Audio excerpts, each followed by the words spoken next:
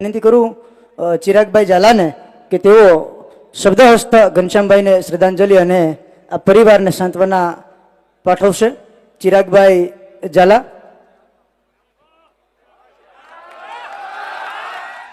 સમયની મર્યાદા સાથે આપણે સૌ અહીં પુષ્પાંજલિ અર્પણ કરીશું.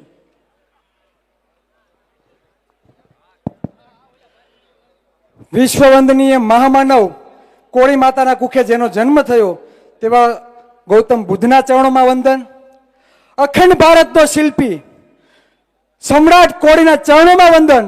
અંગ્રેજોને છઠ્ઠીનું ધાવણ યાદ દેવરાવનાર વીર શહીદ કોળી ઉધમસિંહના ચરણોમાં વંદન. અહીંયા ઉપસ્થિત મહામંડેશ્વર 1008 ઋષિ ભાતી બાપુના ચરણોમાં વંદન. માવતર સમાન વડીલ મિત્રો, ભાઈઓ અને બહેનોને ચિરાગ ઝાલાના જય કોળી સમાજ, જય માતાજી.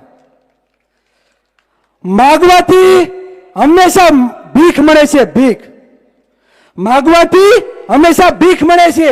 જો અધિકારો જોતા હોય ને તો સામેવાળાને છાતી ઉપર પગ મૂકીને ઝૂંટાવવાની તૈયારી રાખવી પડે. આજે આપણા સમાજમાં ભાઈના ભાગમાં એક શેઠો પણ હગા ભાઈને જો વધારે આવી ગયો હોય ને, 5000 ઉછીના હગા ભાઈને જો આપ્યા હોય ને, તો એની સામે પણ આપણે બળા લઈએ છીએ. એની આપણે પણ મેળે વ્યવહાર નથી રાખતા. રાખીએ છીએ કે નથી રાખતા?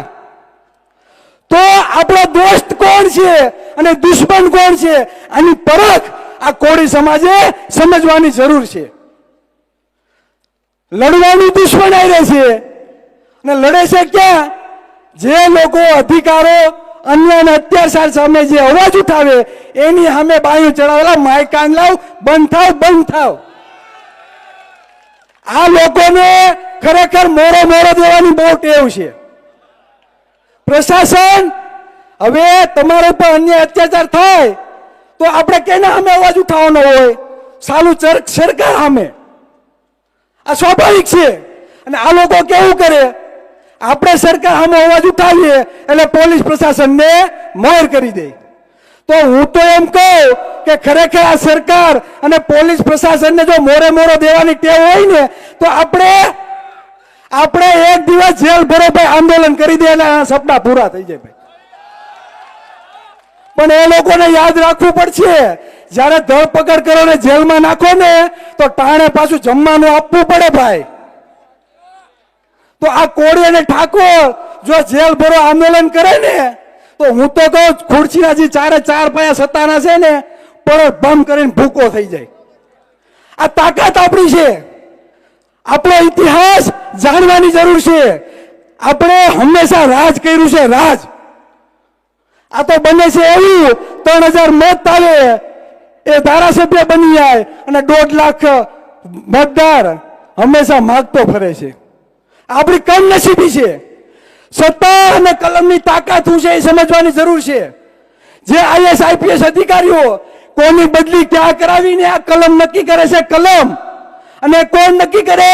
સત્તામાં બેઠા છે એ લોકો. તો 35 કે 40% કોળી સમાજની વસ્તી હોય અને જો કોળીનો દીકરો મુખ્યમંત્રી હોય તો આ દિવસો તમારે જોવા ના પડે. આ તો બને છે એવું કે પાટીદાર સમાજનો મુખ્યમંત્રી બને તો પાટીદાર સમાજના આંદોલનકારીઓના કેસ પાછા ખેંચાઈ જાય. વાણિયા સમાજનો મુખ્યમંત્રી બને તો એક દિવસ વાણિયા સમાજના લોકો આંદોલન કરે, સાંજ પડે તો એના કેસો પાછા ખેંચાઈ જાય. તો આ કોળી સમાજે ખરેખર મુખ્યમંત્રી બનવું પડે, પણ માગવાથી કઈ મળે નહીં. એના માટે લડવું પડે. આપણે કોઈના ભાગનું છીનવવા માંગતા નથી, પણ આ બંધારણ એમ કહે છે જેની જેટલી વસ્તી એટલો એનો બધી જગ્યાએ અધિકાર હોવો જોઈએ. અમે યુવા કોળી એકતા સંગઠન ચલાવીએ છીએ અને સંગઠનના લોગામાં લખેલું છે શાસક સમાજનું નિર્માણ. બાબા સાહેબ આંબેડકર આપણે કીધું છે, જાઓ આપની દીવાલો पे लिख दो हम इस देश के शासक है. શા માટે?